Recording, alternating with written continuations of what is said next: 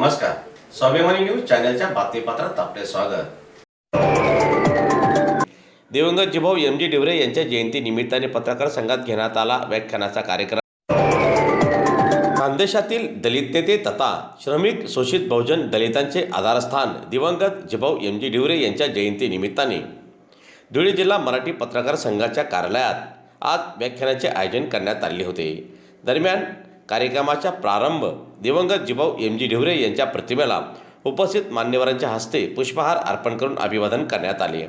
यानंतर अनेक व्याख्यात्यांनी जिभाऊ एम.जी. डिवरे यांच्या सामाजिक व राजकीय कारकिर्दीबाबत सविस्तर मांडणी करीत त्यांच्या संपूर्ण आंदोलनातील घटनाक्रमाबाबत माहिती विशद केली।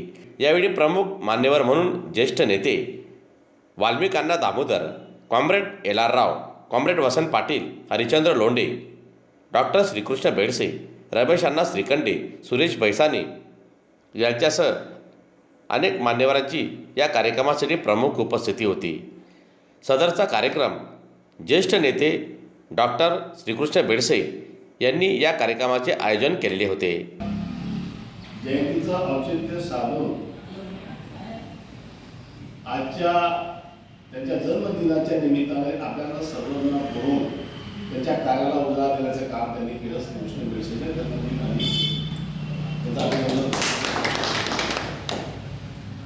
डिवरेजी भाऊंवर बोलताना दिवस आठवणार होईल अशी आमची त्यांचे मैत्रीचे घनिष्ठ संबंध आहे। तरुणपणात आम्ही एकमेकांचे वैरी होतो, एकमेकांच्या विरोधामध्ये होतो, पण जिभाऊने त्यांच्या आयुष्यामध्ये माझ्या समोर कदाचित कधीही लाल झेंडा हातात घेतलेला नाही हे तुम्हाला तिघाचं वाला सांगतो। जिभाऊचा इतिहास तुम्ही चुकीच्या दिशेने पसरू नका, त्याच्याने फार गैरसमज होते। कारण मी त्यांना कॉम्रेड म्हणायचो त्या काळात, ते आंबेडकरवादी होते, निळ्या झेंड्यामध्येच गेले, पण नोकरीच्या निमित्ताने ते वर्ष फेडरेशन मध्ये आले।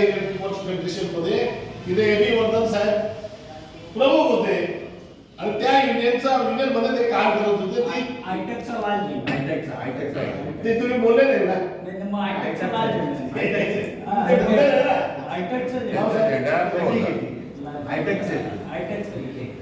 कारण आम्ही आंबेडकरवादी आहोत। आंबेडकर आणि मार्क्सवाद हा एकत्र आम्ही येऊ देत नाही। आणि मग आम्ही इथं असताना तुम्हाला जबाबदारीने बोलावं लागेल।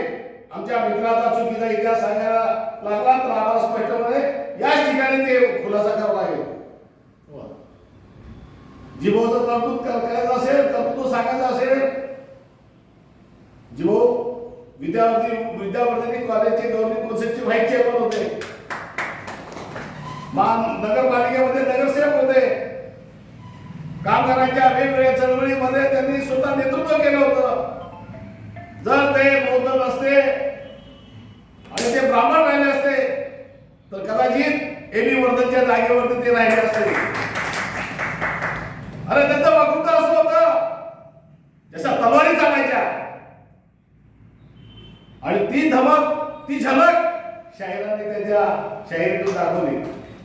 मला वाटतं मी जिभाऊला सांगितलं, आम्ही सगळ्यांना मित्र जिभाऊ आला तो नागपूर, औरंगाबाद, मुंबईला राहिला असता तर आमदार झाला असता।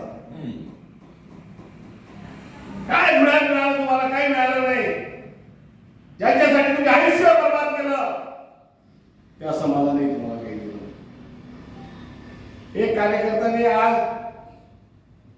जीवनबद्दल प्रेम दाखवलं, पण ज्यांच्यासाठी जीवन लढले त्या युनियनने काय केलं हा प्रश्न माझ्यासमोर येतो। ठीक आहे, जोपर्यंत नेता कार्यकर्ता जिवंत असतो तोपर्यंत लोक त्यांच्या घरी येतात, न्याय मागायला घरी येतात, भेटतात, लोक शेकडोच्या संख्येने येतात। पण ज्या वेळेला तो काम कथित होतो त्यावेळेला हा समाज कधी जात नाही त्याचा मुलगा काय करत असेल, मुलगी काय करत असेल, ती बायको काय करत असेल, कधी विचार करते इतका स्वार्थी समाज आहे। आणि म्हणून बाबासाहेब काय म्हणतात? बाबासाहेब म्हणतात की सर्वात आधी तुमचं घर सुरक्षित करा। घर सुरक्षित राहिलं तर तुम्हाला पुढे समाजकारण करता येईल, राजकारण करता येईल, धर्मकारण करता येणार. आता तुम्ही जर बघितलं माझ्या आधीची जी पिढी होती, ढिवरेजी भाऊ, प्राचार्य जेवी खैरनार, कर्णकांना, बलराज बगर, साहेबराव बापरे, बाबा हातेकर, हे अनेक बघा यांनी नोकरी करून पुढारपण केलं.